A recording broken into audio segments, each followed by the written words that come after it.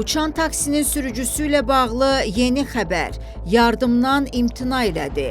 Bakıda körpüdən uçaraq qəza törədən taksi sürücüsü öz istəyi ilə tibb müəssisəsindən buraxılıb. Bu barədə reportun sorğusuna cavab olaraq təbibdən bildirilib.